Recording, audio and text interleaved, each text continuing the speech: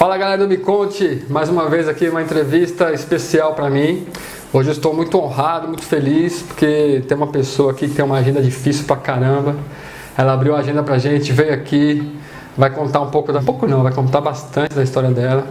Então eu já vou dar as boas-vindas para Mariana. Mari, muito obrigado. Olá! Seja bem-vinda ao Me Conte. Espero que a gente possa descobrir muito da sua vida, da sua trajetória. Obrigada, Sérgio. Fiquei muito feliz com o convite. Estou ansiosa aqui Bom, pra gente conversar. Quando você nasceu, quantos irmãos? Fala um pouquinho da família e tal, pra gente entender as suas origens. Então, eu sou a Mariana Souza, tenho 30 anos hoje, 2021. Eu moro em São Paulo, na Zona Leste, na Penha. Meus pais me tiveram muito jovens, eles se apaixonaram na adolescência. Minha mãe tinha 15 anos, meu pai 20. Minha mãe tinha certeza que ia casar com meu pai, assim. E aí, eles namoraram durante 5 anos e decidiram casar. Minha mãe casou com 20, me teve com 21. Meu pai chama Mário Augusto. Então eu herdei, o nome dele ali, e eu sempre tive um contato muito grande com meu pai. A minha conexão sempre foi muito forte com meu pai. Meu pai herdou a profissão do meu avô. Meu pai é cabeleireiro, meu avô era barbeiro desde novinho. A minha família toda do meu pai é envolvida com a área da beleza. Então minha tia é maquiadora, depiladora, minha tia também é muito, a outra tia é cabeleireira também. Então eu nasci e cresci no meio da área da beleza. No meio de salão, eu lembro desde de pequenininha. E minha mãe foi para uma área mais técnica. Minha mãe fez advocacia, primeiro se formou em Direito e depois, aos 35 anos, ela se formou em Psicologia. Eu já lembrei da gente, que na época que a gente era criança, meu pai que cortava nosso cabelo. Era engraçado, ficava engraçado. Você não passou por isso, seu pai é profissional. E você é filha única, não? Não, eu tenho a minha irmã, e essa coisa de cabelo é engraçado porque veio de tradição, Como passa de geração em geração e a gente nem entende o porquê. Quando eu nasci, meu pai quis raspar minha cabeça, raspou zero. Então eu era uma neném de 6 meses com a cabeça zero, porque ele aprendeu com o pai dele de que o cabelo nascia mais forte se você zerasse. E aí meu cabelo nasceu realmente mais forte, e o da minha irmã nasceu liso, loiro, escorrido. Então o trauma meu de infância é engraçado até, porque Mas ele não raspou da sua irmã? Não, minha mãe não deixou. E aí a sua infância, você nasceu e morou e cresceu na mesma cidade, no mesmo bairro, na mesma casa? Sim, eu fui filha única durante 6 anos, muito paparicada. E aí eu desejava muito ter um irmão, na verdade minha irmã. Eu tinha muitos ciúmes, isso eu não conto quase pra ninguém. Eu tinha muitos ciúmes que meu pai tivesse um filho homem. Porque o sonho da vida dele era ter um filho que jogasse bola e fosse companheiro dele de futebol. E aí eu tinha muito medo de vir um menino e roubar o meu lugar, que era de filha, filha primogênita ali.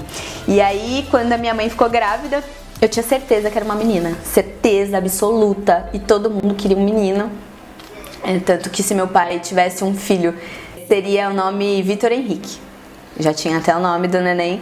E aí eu escolhi o nome da minha irmã, Natália. Então eu conversava assim na barriga da minha mãe, falando: eu sei que você é minha irmã. Então foi bem legal. Assim. Tem alguma coisa que você se lembra, assim, tipo, que marcou na sua infância? Tem. Alguns episódios engraçados, assim. Quando eu tinha 1 ano, eu sofri um pequeno acidente, assim, e eu nem lembro muito, mas eu peguei num fio passando eletricidade. Era um evento de cabelo que meu pai estava fazendo num clube que a gente é sócio.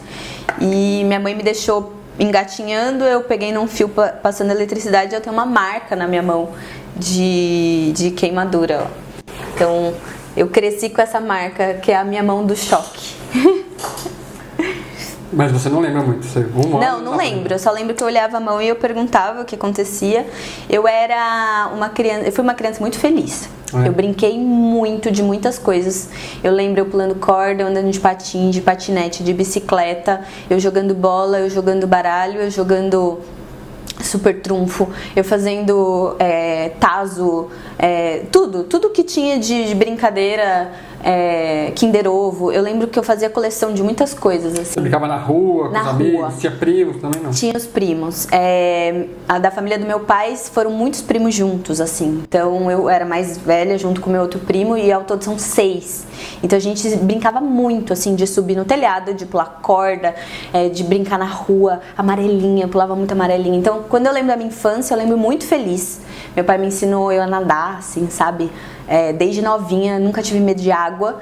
E ele me ensinou uma coisa que é muito legal, que são as crenças, né? Que depois a gente vai vendo que isso determina quem a gente se torna. Mas meu pai é uma pessoa extremamente positiva. Então ele me ensinou que medo não existe, que doença não existe, que eu não tinha que ter medo de nada, que eu tinha que ser forte e de que se eu cair eu tinha que levantar e parar de chorar.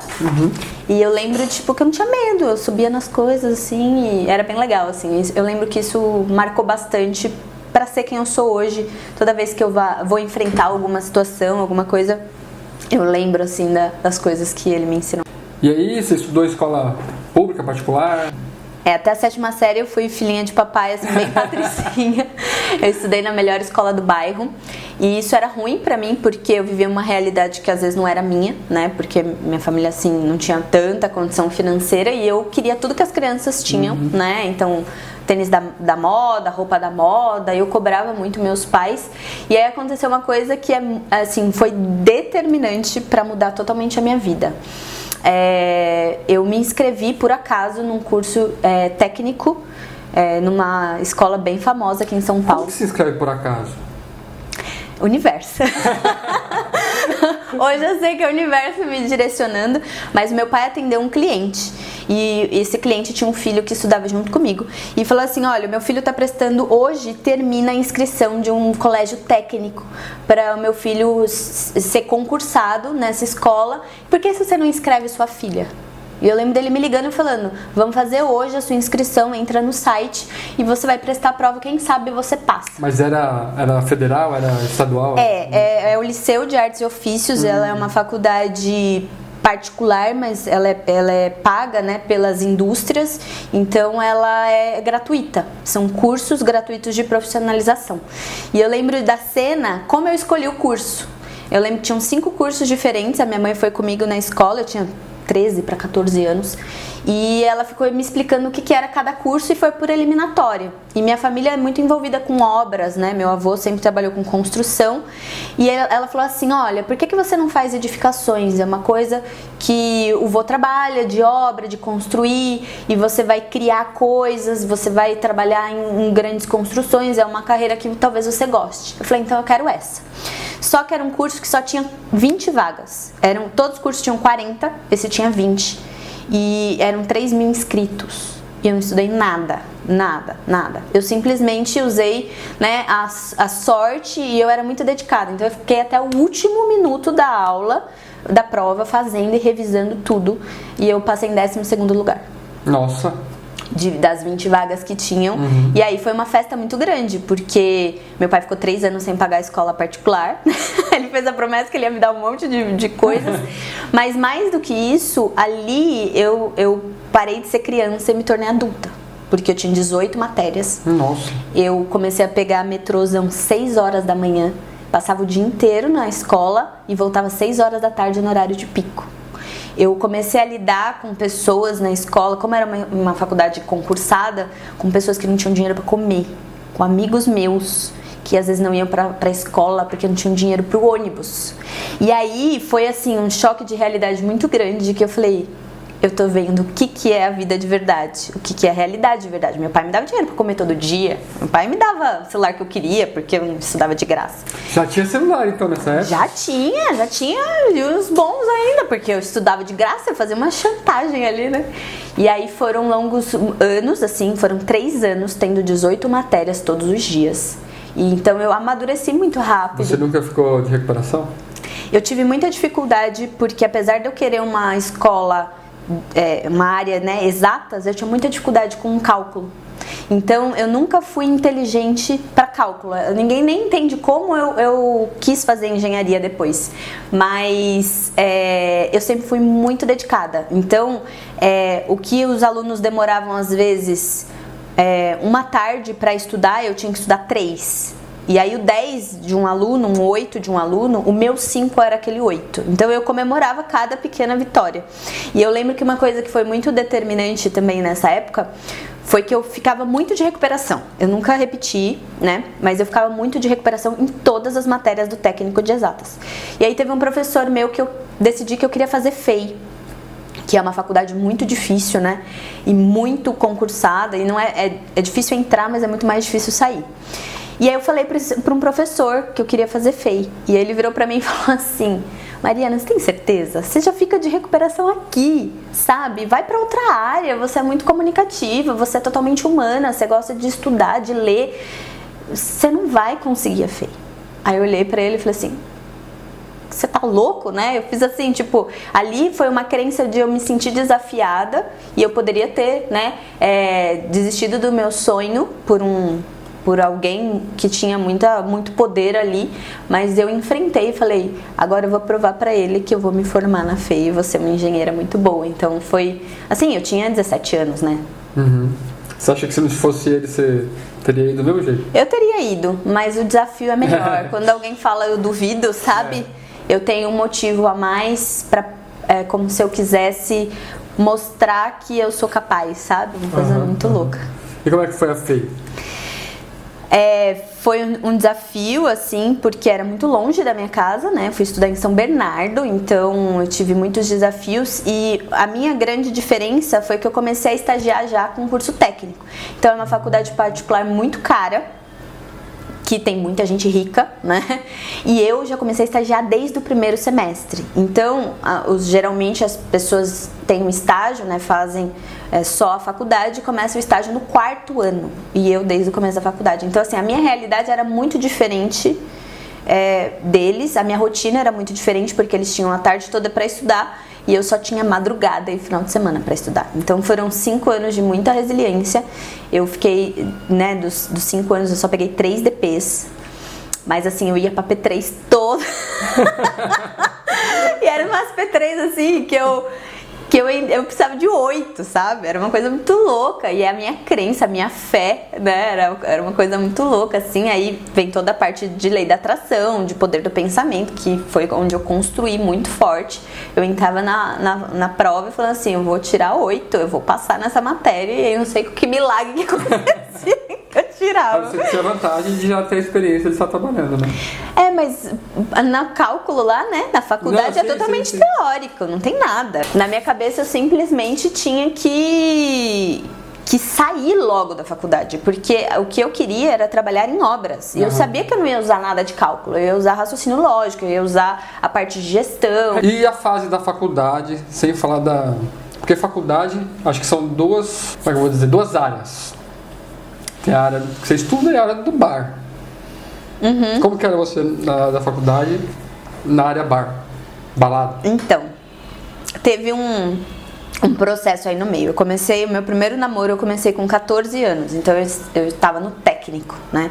E aí até o terceiro ano da faculdade eu namorava, então... Com o mesmo? Com o mesmo namorado. E aí ele tinha um perfil um pouco muito controlador, assim, então eu não podia conversar com ninguém, eu era bem assim, né, enfim.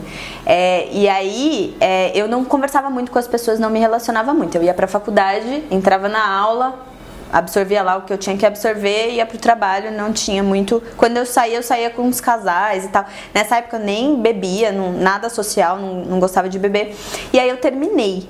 E aí quando eu terminei, aí o bicho pegou, assim, deu me descobrir pro mundo, né? Então, eu comecei a emagrecer, eu comecei a cuidar de mim, aí eu comecei a ir pras melhores baladas de São Paulo, todos os camarotes e tudo.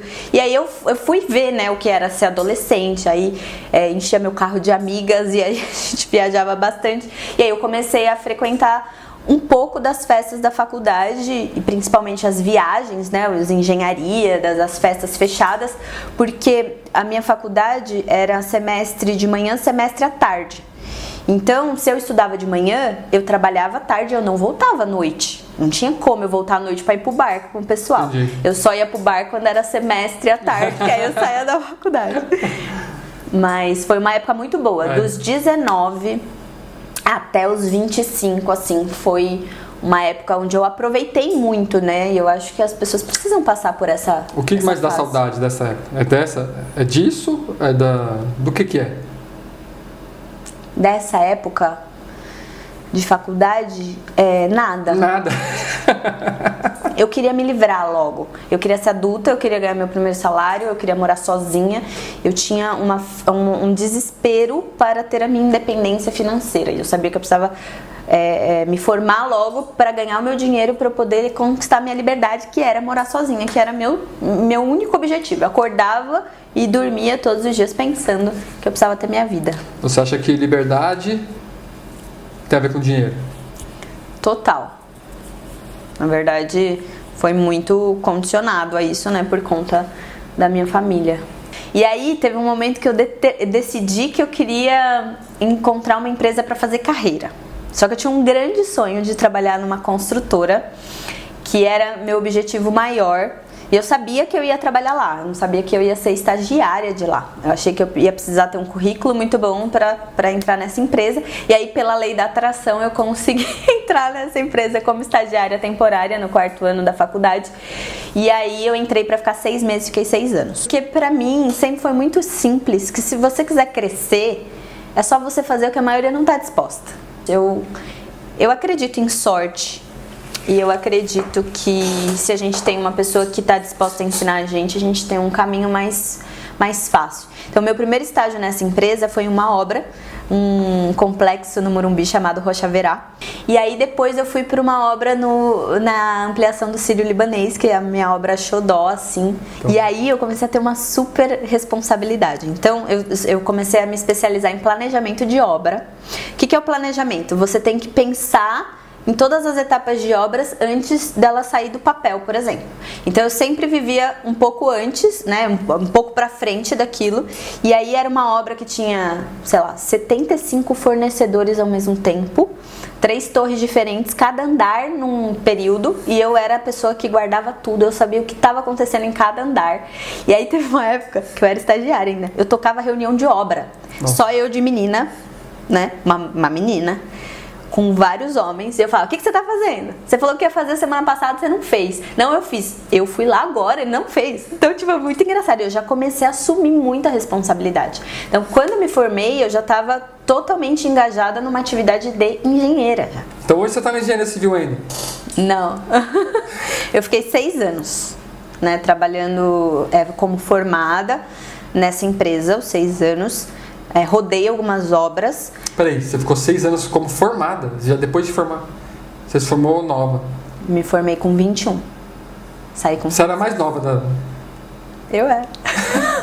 Porque eu comecei cedo, comecei com 14. Qual que é a sensação de ser a mais nova? Assim? Eu gostava, mas existe um processo que é muito difícil, ainda mais na engenharia. Porque eu era nova, recém-formada e mulher.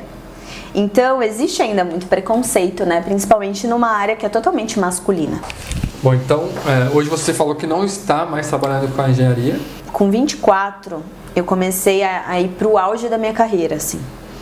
Só que eu tinha um salário muito bom, eu tinha um cargo já muito bom, eu já era engenheira plena. Isso dentro do crescimento do plano de carreira já é um cargo bom, mas eu simplesmente não tinha vida. Eu entrava muito cedo na obra, saía muito tarde. A dedicação, o ambiente, a forma como lida, né, numa grande obra, de muita pressão, de muita cobrança. Então, eu comecei a ter alguns desafios de saúde. Comecei a tomar remédio para dormir. Depois chegou um momento de eu tomar 3 cápsulas e não desligar. E aí, é uma consequência, né? Eu fiquei ainda mais 3 anos nessa doideira. Comecei a ter queda de cabelo, comecei a ficar acima do peso, não me alimentava bem. E aí teve um dia que eu olhei o céu assim, azul, né? Amo muito a natureza. Eu olhei pro céu e falei, Deus, não quero essa vida. Eu não tô feliz, eu não sou feliz e se eu continuar nessa vida eu não vou ser feliz. Também tenho o sonho, né, de ter qualidade de vida, de casar, de ser uma mãe presente. Isso tá muito ligado também à minha infância, né? Como foi a minha gestação e tudo. Eu comecei a buscar o que eu ia fazer. Eu tinha 24, não podia largar o que eu fazia, né? Eu tinha que ter um plano B e eu me dei um prazo de mais 6 anos para eu construir esse plano B em paralelo. E aí Um livro que foi muito legal, assim, na minha história, na faculdade, eu conheci um cara muito rico. Ele, na época, eu tinha 19 anos, 20 anos, ele tinha 35 e ele já tinha, tipo, vários milhões, assim, e tal. E aí ele começou a querer ser meu mentor, porque eu era muito curiosa, né? Comecei a perguntar pra ele o que ele fazia. Ele falou, você vai ler esse livro, Pai Rico, Pai Pobre, depois você vai me ligar e a gente vai conversar. E aí eu saí de um churrasco, conheci ele num churrasco, fui na livraria, comprei o livro, devorei o livro, fiquei maluca. Então o livro do Pai Rico, Pai Pobre me abriu muito a mente, né? Pra você sair da corrida dos ratos, parar de trocar tempo por dinheiro, e aquilo ficou lá engavetado. Em algum momento eu tirei esse conhecimento da gaveta e falei, preciso ter um plano B, preciso ter o meu próprio negócio. E aí eu comecei a me abrir para possibilidades, comecei a querer buscar o que eu ia fazer, não tinha noção, até que, pela lei da atração, um amigo meu me convidou para participar de um evento de empreendedorismo, de negócios. E aí eu fui no evento, me apaixonei, né, por um modelo de negócios para expandir uma empresa americana no segmento de nutrição. Eu comecei a fazer em paralelo. Então, me dava a possibilidade de eu trabalhar durante o dia como engenheira e à noite ser dona do meu próprio negócio, não dependia, né, de tempo. E eu fui fazendo esse processo durante 2 anos, até que eu decidi que eu realmente estava preparada, que o CLT não era para mim, de que eu vivia à base de produtividade, né? O que faz a minha vida feliz é eu bater uma meta todo dia. Todo dia eu tenho que fazer algo que eu me comprometi a fazer. E aí o empreendedorismo, né? Quando você tem o seu próprio negócio, é esse desafio todo dia. Você acorda zerado e você tem que dormir zerado. E aí atualmente, né? Depois de 7 anos começando esse projeto de empreendedorismo, eu sou responsável por fazer a expansão de uma empresa, outra empresa, né? Que adquiriu a empresa que eu iniciei no começo. Sou responsável pela expansão da Junesse no Brasil, que é uma empresa americana de alta tecnologia em anti-envelhecimento. E aí eu sou responsável por desenvolver todo o mercado consumidor através de equipes de vendas e também clientes finais. Bom, peraí, você falou que 7 anos nessa segunda empresa agora, na Junesse, e você ficou 6 anos como CLT. E você, nos 7 anos, você já conseguiu atingir o que você ganhava nos seus 6 anos? Eu vejo que o processo do empreendedorismo, ele dá muito mais trabalho, mas ele tem uma alavancagem muito mais rápida, né? Porque foram 3 anos de técnico, 5 anos de faculdade para eu ganhar o meu primeiro salário.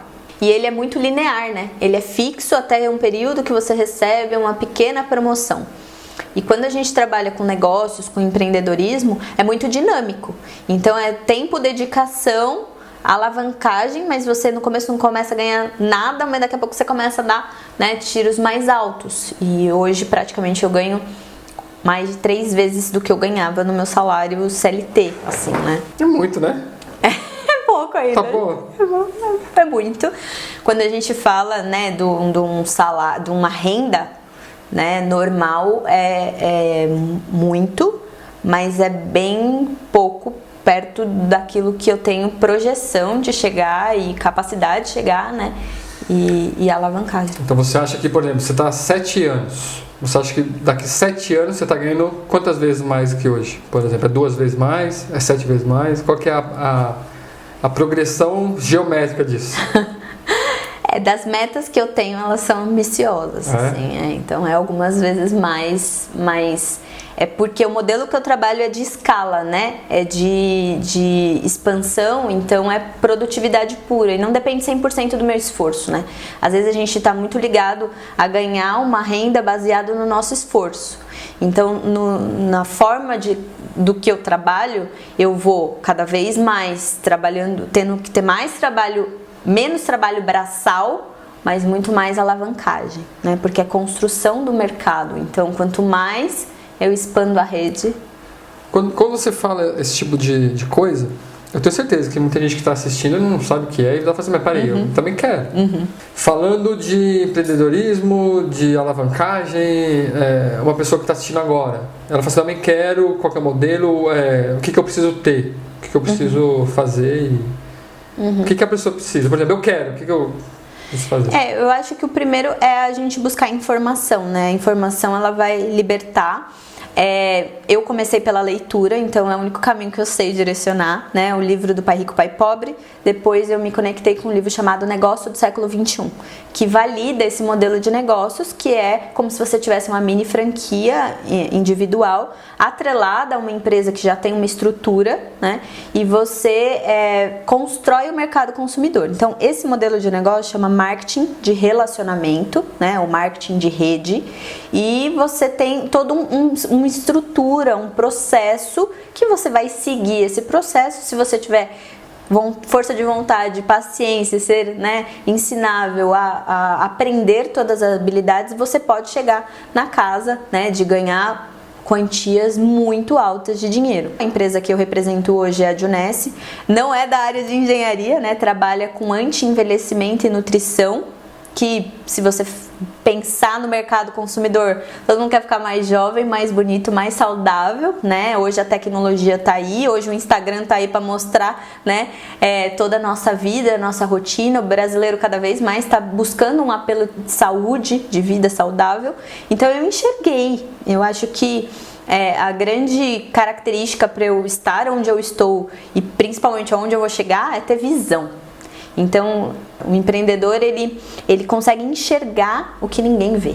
E como que é a sua rotina? Eu gosto de acordar cedo porque eu tenho uma rotina, né, de cuidados pessoais. Então, eu acordo 6 horas da manhã, depois que eu li o Milagre da Manhã. Eu tiro 1 hora para fazer uma parte de meditação, um processo de visualização, de gratidão. Então, eu fico 1 hora ali num processo, né, de autoconhecimento. Depois eu vou fazer exercícios físicos, eu tenho algumas rotinas, então eu faço uma arte marcial que é um processo de reestruturação corporal e energética, né? Chamada Wushu. Depois eu faço treinos de academia com personal, faço aula de yoga, né? Faço corridas também no parque. Almoço, geralmente na parte da tarde, começo a trabalhar da tarde para a noite, é a minha maior demanda de trabalho. A gente já sabe a sua trajetória, mais ou menos onde que você está. Queria fazer algumas perguntas meio aleatórias. Tá bom. Porque aí eu acho que muita gente deve te conhecer, né? Você deve ser uma pessoa bem conhecida na sua área, só que deve ter coisas que acho que ninguém pergunta. Então eu vou tentar descobrir alguma coisa aí, fazer alguma pergunta aleatória. Então sinta-se à vontade de responder ou não responder. Uma coisa que você se arrepende? Me arrependo de poucas coisas. A primeira delas é não ter estudado inglês na minha adolescência, quando minha mãe me encheu o saco. A segunda delas é não ter tido tanto cuidado no trânsito, então eu fui um pouco, sei lá, abusada no trânsito, não precisava disso. Mas aconteceu alguma coisa? Não, mas poderia ter acontecido, né? E ter torrado muito dinheiro, assim, na minha adolescência, na minha carreira. Se eu tivesse guardado 10% de tudo que eu já ganhei, eu estaria bem tranquila financeiramente agora para curtir nessa próxima década. Um filme. Se você fosse indicar um filme para alguém, falar, esse é o melhor filme que eu assisti. The Secret. O Segredo. É um documentário. É o meu preferido, não tenho o que fazer. Tem tudo a ver. Um dia que você não esquece. Eu tenho muitos dias inesquecíveis, assim. Mas o mais marcante na minha vida foi quando eu cheguei ao patamar que eu tô hoje na empresa de diretoria, que foi muito desafiador. Né? Talvez o pessoal não entenda muito, mas assim, eu tive que subir um volume muito grande em um dia e foi muita crença. E eu lembro que quando eu tinha 15 minutos para bater a meta e zerar todo o sistema, então assim, foi muito controle emocional. E quando eu bati, eu só conseguia chorar. Saiu um choro assim de mim, sabe? É muito louco. Eu subi 31 ciclos em um dia. Estava viajando, então eu estava em Cancún. E a minha equipe toda viajando, então foi muitos desafios. Nem aproveitou Cancún? Não, nada. Por um objetivo maior. Valeu. E qual que é a sensação de conseguir? Depois do choro, vai, a hora que cai a ficha, nossa. É de ter sido muito grata por não ter desistido. Porque por muitas vezes a gente quer atingir um objetivo e a gente começa a ter desafios e a gente não acredita. E eu tive muita fé. Então, assim, é você ter clareza do que você quer. Tanto que minha mãe ficou tão preocupada que ela falou assim: pelo amor de Deus, Mariana, eu fico com medo de você não bater sua meta e você cair doente, de tão, assim, certeza absoluta que o dia não terminava e o mês não terminava se eu não atingisse a minha meta. Eu acho que eu conquistei tanto isso me ajudou em vários momentos da minha vida, assim, sabe? Mas ao mesmo tempo você se prepara para um dia que não... Por exemplo, se você não batesse, o que ia acontecer? Eu não consegui criar isso na minha cabeça. Porque o processo de cocriação, você tem que ter uma imagem muito clara e não tem opção. Então na minha cabeça não tinha opção. Eu dormia e acordava sabendo que o mês só ia terminar eu batendo a meta. Não precisa falar alguém específico, ou se eu quero que minha família, alguém soubesse, o que você diria nos seus últimos 5 minutos? É uma pergunta difícil, né? Assim, a maioria das pessoas responderia pro pai, pra mãe, né? Pro avô. Talvez eu deixaria um recado pro mundo. Algo que eu aprendi e que eu me arrependi, ou algo que eu poderia manifestar, né, com tudo. Algo do tipo de você aprender a perdoar as pessoas. Seria algo mais assim que eu pudesse deixar uma mensagem que seria a minha resposta daquilo que eu faria, né, na minha vida, e eu deixaria de fazer, entendeu? Porque eu tenho uma missão nesse mundo. Já passou 2 minutos. Você tem só mais 3 minutos de vida. Então deixa eu começar de novo. Eu deixaria um recado pra que... isso é muito horrível fazer. Eu falo isso de propósito, é muito difícil. Sabe por que eu faço isso? Porque... pra não perder tempo. Se você tem coisas pra falar pra alguém... Mas não tenho. Uma música. Qual é a música que você mais gosta? Eu tenho uma banda, assim, favorita que me remete a algumas coisas. Aí são várias músicas, cada música é um momento diferente. Mas eu gosto muito de... Quando eu quero relaxar, eu quero ouvir um reggae, um Nat Roots, assim, uma Neva. Neste momento que eu tô, né, de vida, porque me remete a mensagens boas, de paz, de liberdade, de natureza, então... O que você gostaria que as pessoas te perguntassem, que não te perguntam? Eu acho que eu aprendi muita coisa da parte emocional, né? Aprendi muito na dor, ressignificando crenças, ressignificando traumas, aprendendo a perdoar, aprendendo a lidar com frustrações, aceitação de coisas que pra mim não tinham resposta e eu tinha que dar um significado. E eu acho que eu podia contribuir muito mais com isso com as pessoas, sabe? Então as pessoas às vezes elas querem saber muito a parte técnica, né, a estratégia que eu usei, o que eu fiz com a equipe, mas elas não me perguntam o que eu tive que me transformar, sabe? O que eu tive que chorar, o que eu tive que eliminar de coisas, quem eu tive que matar para eu ser quem eu sou hoje. Você acha que você está em que fase? Por exemplo, eu quero chegar aqui. Você já está na metade do caminho? Já passou da metade do caminho? Eu me considero na metade do caminho. Sou muito grata por tudo que eu conquistei, mas eu ainda tenho uns 4 ou 5 anos ainda para chegar onde eu quero, para eu poder realmente viver a vida, assim, sabe? Eu tenho uma visão de futuro da vida que eu quero ter, que é muito diferente do que a maioria gostaria. Qual é? Eu quero ter liberdade. Eu quero... Nem tempo nem dinheiro seja um problema para mim. Eu quero poder ter experiências. Então eu quero viajar, principalmente com as pessoas que eu amo. Então eu quero ter um casamento bom, eu quero, né, viver um amor de verdade. Isso é a minha primeira meta de vida. Depois ter minha família, né? Eu nasci para ser mãe, então eu acho que ainda estou me preparando para poder ter a melhor condição para poder cumprir minha missão. E eu vejo a minha família assim, a gente visitando lugares do Brasil, conhecendo a história do Brasil, tendo experiência, pegando um trailer e viajando, pegando a estrada, conhecendo outros países. E eu sei que isso vai depender de ter uma liberdade financeira, uma estrutura que não dependa nem de tempo nem de dinheiro. Então eu acho que eu ainda tenho uma vida para viver, sabe? E essa vida só vai meio que começar a acontecer quando eu tiver um patamar X de dinheiro para eu viver mesmo livre, sabe? É isso aí, galera do Me Conte. Essa foi a entrevista com a Mari. A gente viu que a Mari é uma pessoa diferenciada, uma pessoa que ela diz esforçada, que pra mim ela é super dotada. Se formou engenharia com 21 anos, hoje é diretora de uma multinacional e tem muito mais ainda por vir. Espero que vocês tenham gostado. Mari, espero que você tenha gostado da entrevista. Adorei, foi uma experiência bem diferente. Que bom, isso é bom. Não é mais do mesmo. É gostoso, né? Contar da onde a gente veio, nossa história, né? Nossas raízes. Então eu queria pedir pra você seguir o canal. Já sigo. Já segue? Então não vai ter uma mais, já tá lá. Então galera, se você gostou, por favor, segue o canal, compartilha. Vocês que seguem a Mari, pode seguir o canal também. E Mari, você quer dar algum recadinho pra alguém? Eu queria agradecer, né, esse canal aqui que traz histórias de pessoas tão maravilhosas, com experiência de vida. Espero ter podido agregar um pouquinho, né, da minha trajetória, das minhas dificuldades para vocês e sou muito grata. Continuem seguindo o canal e essa ideia é muito bacana. Tenha muito sucesso, né, o Sérgio e o Me Conte. Eu acredito que todo mundo tem uma história boa para contar. A gente pode aprender com a história de todas as pessoas. Até quem não é tão bem sucedida quanto você, com certeza tem histórias boas também. E o recadinho pra você é esse. Se você tem uma história boa, vem pra cá e me conte. Valeu, galera! Tchau, pessoal!